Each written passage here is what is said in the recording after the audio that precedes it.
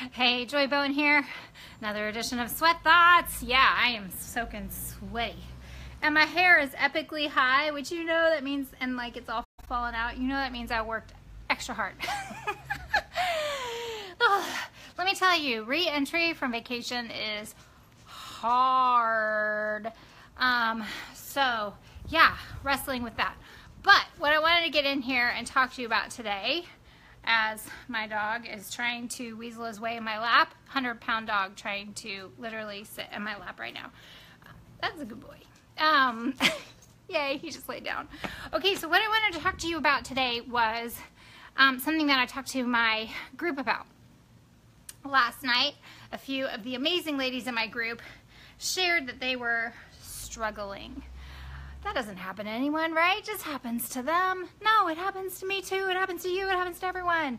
We all struggle, but they were beating themselves up for struggling.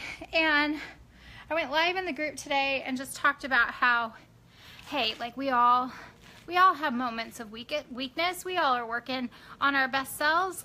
There's no such thing as perfection. And, you know, I talked earlier this week about how sometimes when we have a stumble, we are tempted to go all the way to the beginning of the race, right? Like to the starting line and start all the way over so that we can do the journey perfectly. We all know that doesn't work, right? So what I wanted to talk about today is that voice that we just like automatically default to when we have a stumble. So you know, my sweet ladies were just saying about how they're gonna hate themselves in the morning for making those decisions, or how they were disappointed in themselves for making those choices. And I was like, oh my gosh, like none of that. Like, why? We need to be our own best advocates. If we're gonna learn how to love ourselves well, if we're gonna like be a part of the self-love movement that moves us up on the priority list, where, you know, we are taking care of ourselves, mind, body, and spirit. Like, we can't be saying, oh, I hate myself, not for just eating some popcorn at a movie or a piece of chocolate at a, you know, social gathering. Like, we can't be saying those type of things because, you know, you change your mind by what you say, what you see, and what you listen to. And so if you're speaking words out of your mouth that tear your own self down, man, like, that's the first place we got to start. So instead of viewing those momentary weaknesses as, you know, something that you need to be punished for, which is silly, right? Like, we're all adults. We don't need to be punished.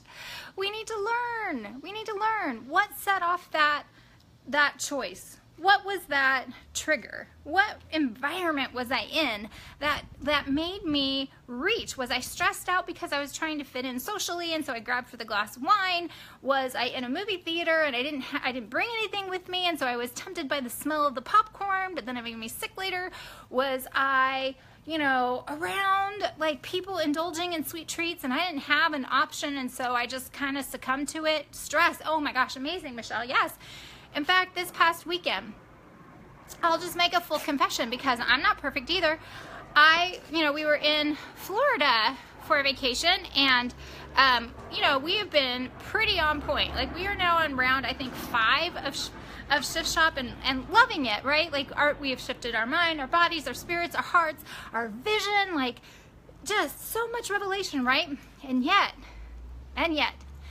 after 5 rounds, each round 3 weeks. So we're talking months of work, right? Months of changing my mindset. There were tortilla chips in the hotel room. We hadn't eaten as well that day. I was stressed out about something I needed to get done. I don't even remember what it was. It was totally insignificant. And I reached for the tortilla chips. And I had a couple. And I was like, interesting. I haven't had tortilla chips in like 4 months. Why am I reaching for them now? I asked myself the question, I honestly did. Why am I reaching for these now? Oh, because I'm stressed out. That's why. And I don't have, like, normally I would go to my refrigerator and I'd grab my little baby carrots and I'd munch on those, right? But I didn't have that because we were at a hotel. But it was an interesting exercise for me to learn, to like say, why am I doing this? And then learn, oh, that was my trigger, okay? And it's one thing that if like Like we went out to dinner and I consciously made the choice, well, I'm on vacation and so 80-20 applies, and I mean, it's not like I can't have wine, I just choose not to, so I will have a glass of wine with dinner, and I didn't beat myself up for that. I made the choice. But the tortilla chips I didn't really choose. The tortilla chips I grabbed because I was stressed and I wanted something crunchy, like, you know, like gum or something, or I don't know, anything would have been better than the chips. But I stopped myself a couple tortilla chips in where normally I would probably like consume cups and cups of chips. And I asked myself, like, what's going on that I'm suddenly reaching for these after 4 months of not wanting them? And it was stress. So instead of beating ourselves up, this is just what I want to get on here and encourage everyone to do, because I don't think it just applies to our group. I think it's something that sabotages our journey. We make a mistake, we beat ourselves up, the broken record starts playing, we somehow start believing that we're just a failure, that it's always going to be this way, that we can never change. Guys, you got to stop that broken record in your head. You got to start believing and claiming good things over your life. You got to start believing the vision that you have for yourself, and you've got to speak like beautiful words to yourself first. How can you expect anyone else to believe in you if you don't believe in yourself? How can you expect anyone else to fully love you if you don't love yourself? Do you understand? Like, that is so stinking important. And so catch yourself the next time you're beating yourself. I suck as a leader. I'm never going to be able to make changes to my food. I am always going to be you know, stuck in this cycle. Like, I'm never going to be able to do a burpee. Like, you got to like catch yourselves in those negative words and nip them in the bud and be like, whoa, wow, I just punched myself in the face with my words. Why is that? And start speaking a new story over your life. So, 1, speak better words over yourself. You're beautiful, you're worthy, you're capable. This just was a momentary thing. It's in the past already. Like, why are you beating yourself up for it? And then ask yourself, why did it happen? Might be very insightful. And then lastly, ask yourself, what can I do to help me next time?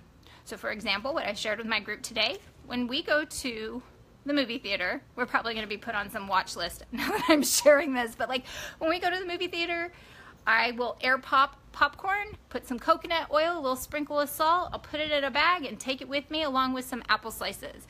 If I want to have an extra treat, I will bring a little packet of peanut butter to the movie theater and munch on that, or some carrot sticks, and we sneak it in my bag. And I have to do that because if I were, and we buy popcorn for the teens, so the movie theater is getting their bucks, like they're getting their bottom line. But if I eat the popcorn at the movie theater right now, like it's totally gonna make me feel sick, like violently ill. It'll taste good for like 5 seconds and then it's gonna totally make my stomach sick. I can't eat it. But I like the smell, I love popcorn, so I bring my own, I bring a healthier version, so I'm not tempted to start eating all that other junk that's gonna make me feel horrible. When we go to social settings, we bring snacks with us. We bring veggies. Or, you know, if you want a sweet treat, I was sharing this amazing recipe in my group. If you want it, you can comment below and I'll add you to our mailing list and we'll send it out. But I included a recipe to these amazing cookie dough, chocolate chip cookie dough protein balls that we make that taste like heaven, but they are actually really good for you. And I promise you, you bring something like that to the party and everyone's gonna be like, I want some of those. What's that? Oh, those are good for you? Let me taste that. These are better than the cookies. So you have to ask yourself, like, what environment am I in? You know, for me this past weekend, I was in a hotel room.